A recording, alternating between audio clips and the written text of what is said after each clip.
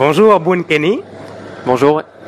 Kenny, vous êtes sportif, tennisman, vous êtes franco-cambodgien et vous jouez notamment la Coupe Davis dans l'équipe du Cambodge.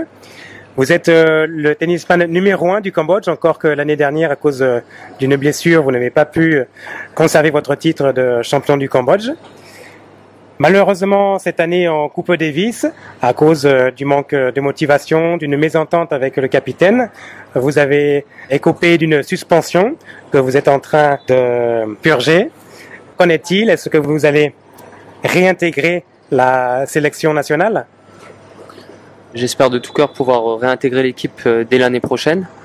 Donc normalement, il nous reste 1 ou 2 mois avant de redonner les noms au ministère.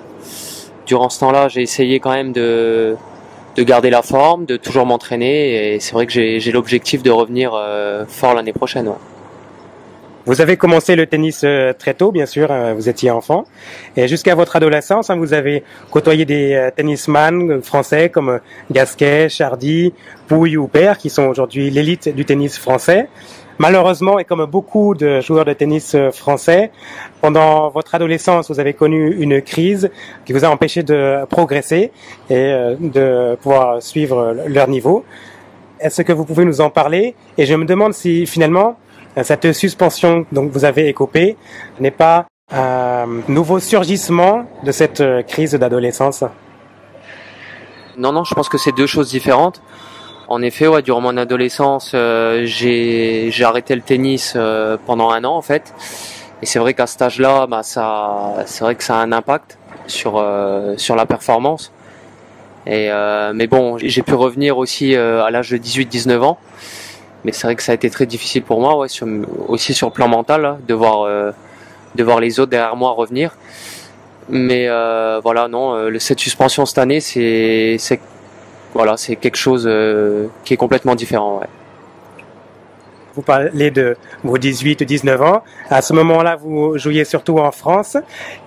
Quelle rencontre a bouleversé non seulement votre parcours sportif, mais aussi votre vie? Je pense à un Cambodgien. Oui, en effet, durant les championnats de France 18-19 ans, j'ai eu l'occasion de rencontrer Tanissan, ouais. Donc joueur franco-khmer également. C'est lui qui m'a mis en relation avec la fédération cambodgienne. Et après ça, donc on s'est rencontrés en 2008, voilà, durant les championnats de France junior. Et en fait après ça, l'année d'après, j'ai intégré l'équipe cambodgienne et j'ai participé à mes premiers SEA Games en 2009 au Laos. Ouais. Alors, il s'agit des Jeux d'Asie du Sud-Est. À la suite de Tanissan, vous avez remporté des médailles d'ailleurs dans ces Jeux pour le Cambodge. Ce cheminement a quand même été assez long. Comment est-ce que cela s'est passé? Et notamment, comment est-ce que votre père, qui lui est cambodgien, l'a pris? C'est vrai que pour mon père, je pense que c'est une grande fierté d'abord, ouais. Pour moi, d'un point de vue personnel, tous ces résultats, ces voyages, enfin, ces expériences, c'est quelque chose de magique, quoi, parce que c'est vrai que de représenter le pays de mon père, ça a toujours été un rêve de gosse, quoi. Vous avez été classé en ATP, même si vous n'avez jamais remporté de tournoi ATP. Est-ce que vous pouvez nous résumer votre palmarès? Mon meilleur classement, ça a été la 1000e place mondiale. Donc c'était en 2013. Et à cette époque, j'avais obtenu 7 ou 8 points ATP, ouais.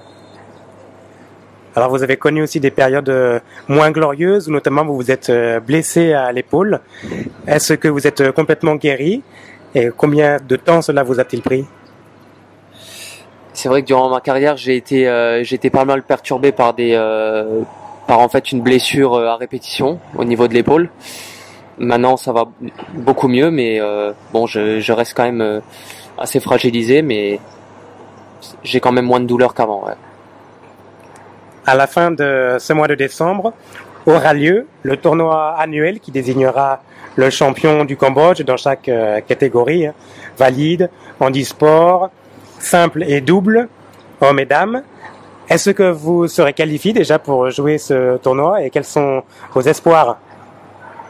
Bonne question. Ouais. Je ne pense pas puisque la suspension, je pense, est jusqu'à la fin de cette année. Enfin, du moins mon nom a été retiré de la liste de joueurs, donc non, je ne pense pas participer. Vous avez 28 ans, vous avez encore quelques années de sport au haut niveau devant vous. Est-ce que vous pensez aux Jeux du Sud-Est qui auront lieu au Cambodge pour la première fois en 2023? Ouais, forcément que j'y pense. C'est vrai que ça serait quelque chose d'énorme de terminer sa carrière ici au Cambodge. Je pourrais dire dans mon deuxième pays maintenant. Voilà, j'essaye toujours de maintenir la forme puisqu'en parallèle j'aide aussi je contribue au développement des jeunes juniors ici au Cambodge. Donc c'est vrai que je suis plus dans une transition pour être coach, mais en même temps je pense que je peux encore apporter énormément en tant que joueur aussi. Ouais. Voilà, alors vous évoquez votre retraite, puisque vous commencez en réalité déjà à entraîner les juniors et vous arrivez fraîchement de Kep où vous avez suivi une formation de l'ATP pour les entraîneurs juniors. Oui, en effet, ouais, j'ai eu la chance de participer à une mini-formation de 3 jours à Kep. Merci Kenny pour cet entretien. Merci beaucoup. Ouais. Yann, arrondissement de Prampi Makara, thmaithmai.com.